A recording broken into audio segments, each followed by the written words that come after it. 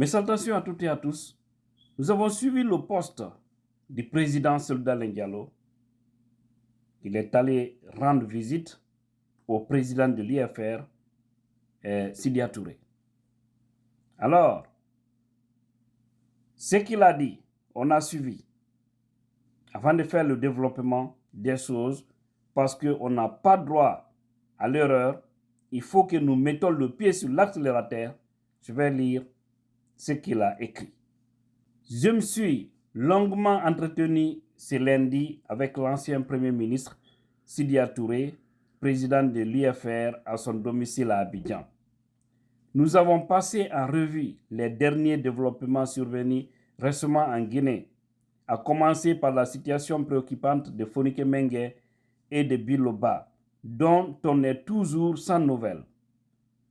La campagne pour la justification et la promotion de la candidature de Mamadi Doumbouya à la prochaine présidentielle.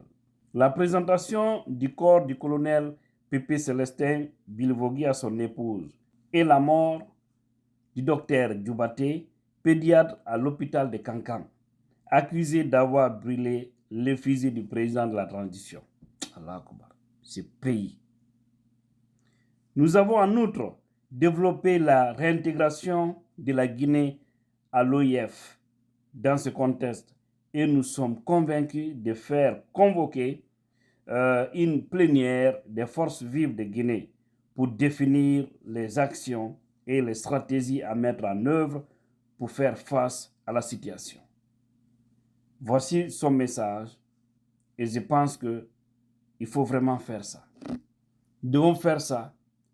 Nous devons commencer à mobiliser en Guinée. Il faut qu'il y ait les forces vives et aussi dans la rue. Il faut qu'il y ait les forces vives dans la rue. Et maintenant, si ces gens-là refusent d'autoriser les délégations spéciales et autres, il faut vous imposer autrement. C'est ça.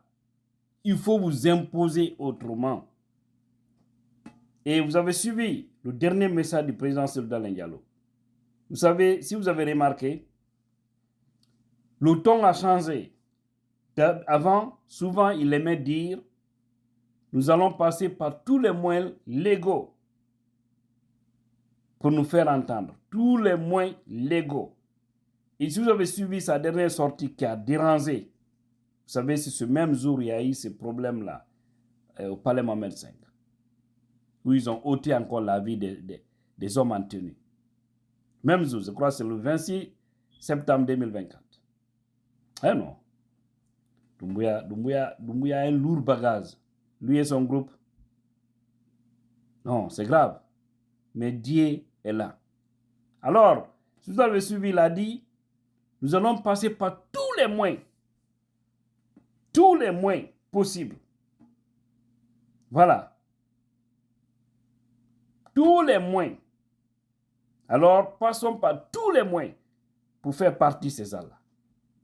Tous les moyens sont bons. Nos limites. Voilà. Kene et Gundo. Tous les moyens sont bons parce que ces gens-là, ils sont devenus des hors-lois. Maintenant, le reste, le peuple, doit savoir qu'aujourd'hui, les vrais hommes en Guinée, ceux qui veulent le bonheur de ce pays et ceux qui sont au sein des forces vives. Tous les autres, c'est des chercheurs de dépenses. Et ce pays a toujours fonctionné comme ça. Pas pour ne rien, Dieu ne cesse aussi, c'est-à-dire de montrer sa colère et en train de fouetter les gens dans ce pays.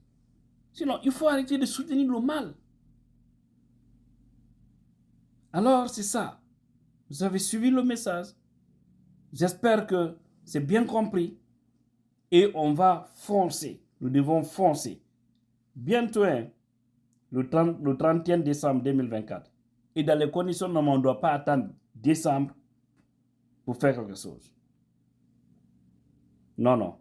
C'est-à-dire, d'ici décembre, la Guinée doit être dans une situation où ces putschistes-là auront chaud et ils vont se poser de multiples questions. Comment est-ce qu'on va rendre? Comment est-ce qu'on va laisser le pouvoir là? Il faut les mettre devant un fait accompli. C'est très intéressant. Nous devons réussir à trouver des stratégies pour les mettre devant les faits accomplis. Ce n'est pas des honnêtes gens. On ne doit plus aller dans l'honnêteté avec ces gens-là. On doit jouer leurs œufs. Si nous ont leurs œufs, voilà, ils vont tomber.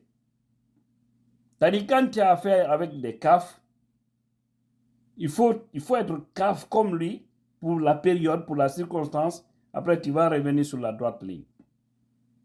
Parce qu'ils ne comprennent pas. Vous savez, c'est des cinglés. Ils ne comprennent pas. Non, non. Pardon, ne les fais pas comprendre. Quand tu dis ça, ils pensent que tu as peur. Et c'est loin de ça. Donc, passons par tous les moyens possibles. Guinéens, organisons-nous, passons par tous les moyens possibles. Mais les gens là doivent tomber. Ces gens-là ne doivent pas résister sur nous. Mais cherchez aussi, Dieu ne va pas les aider. Hein, parce que Dieu n'a jamais aidé le malfaiteur. Il te met seulement dans un moment de confort. Tu penses être le meilleur, paf, et puis tu chutes, tu tombes. Voilà. Donc moi, je sais que nous allons vaincre. Il n'y a même pas de doute.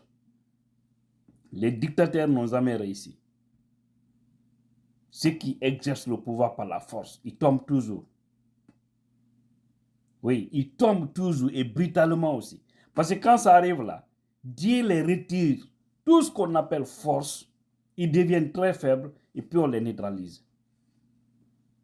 Dieu n'est pas pour le malfaiteur. Il lui donne seulement un temps pour l'observer ou pour augmenter ses péchés. Après, maintenant, au besoin, sauf finalement. Voilà. Organisons-nous, encore une fois, tous les moyens sont bons pour faire partie de ces voyous.